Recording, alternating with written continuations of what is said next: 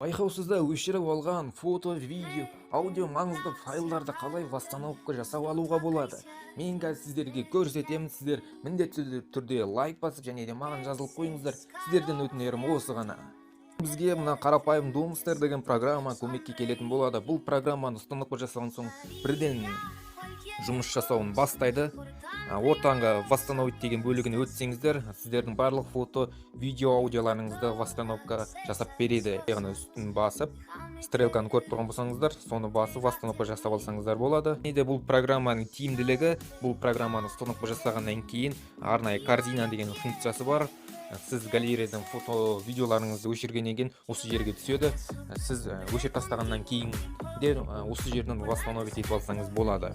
Бұл программаны установка жасау үшін Телеграмға кіресіздер, поисктан телефон құпиясы деп іздейсіздер. Doomster деген программаны жүктеп аласыздар. 15 мегабайт тұрады.